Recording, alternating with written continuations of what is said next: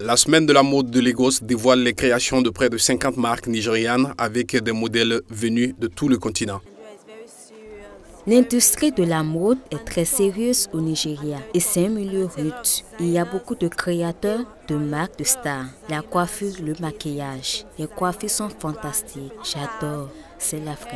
À Lagos, elles sont nombreuses les célébrités qui n'hésitent pas à prendre l'avion 2 fois par mois pour faire les plus belles boutiques du globe. Les initiateurs de la semaine de la mode espèrent changer cette tendance. C'est une bonne plateforme pour les créateurs pour montrer ce qu'ils font et ça pousse à la création. Et de voir les modèles à qui nos vêtements vont, ça rend fier. Le secteur de la mode se professionnalise à un rythme soutenu depuis quelques années au Nigeria et pourrait représenter sous peu un marché de plusieurs centaines de millions de dollars.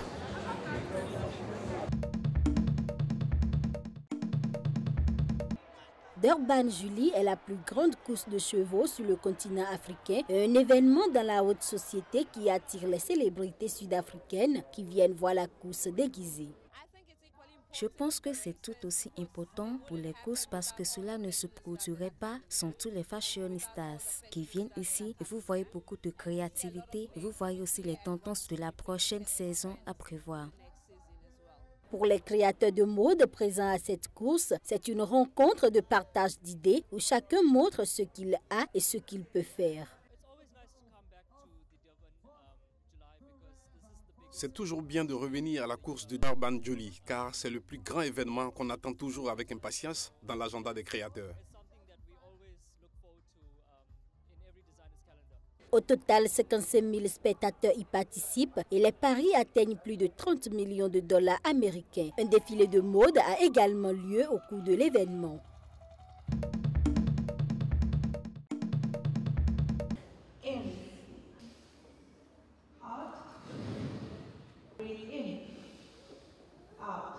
Ces exercices de respiration sont une bouffée d'air pour les enfants des Cape Flats dans les faubourgs de la ville du Cap, en Afrique du Sud. Ces élèves vivent dans un township miné par la violence des gangs et les sessions de méditation les aident à décompresser.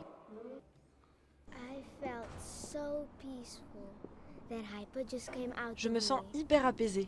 J'évacue la tension qui est en moi. C'est comme si j'étais en dehors de mon corps, comme si j'étais au paradis, à l'abri des dangers de ma rue. Je me sens très apaisée.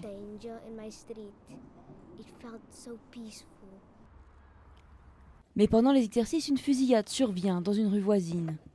Un garçon de 15 ans est tué. Un rappel odieux qui montre pourquoi la ville du Cap a été classée 20e ville la plus violente au monde.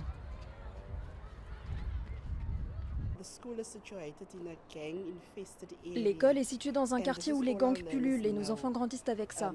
Il n'y a pas de surveillance à la maison, les élèves sont livrés à eux-mêmes. Mais la plupart d'entre eux ne peuvent plus jouer dans la rue à cause des nombreuses fusillades dans le quartier.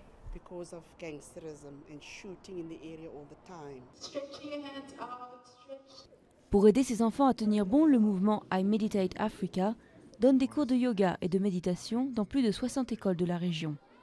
Il sensibilise aussi les jeunes à l'importance d'une alimentation saine et d'un rythme de vie équilibré.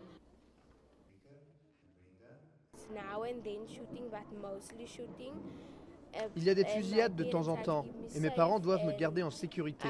J'aimerais partir d'ici mais mes parents n'ont pas assez d'argent. Alors je vais dans cette école qui est très bien. Environ 130 gangs sévissent dans les townships du Cap. Une menace permanente pour les familles qui craignent que leurs enfants ne soient à leur tour enrôlés. Mais de telles initiatives permettent aux jeunes d'espérer échapper au cycle de la violence.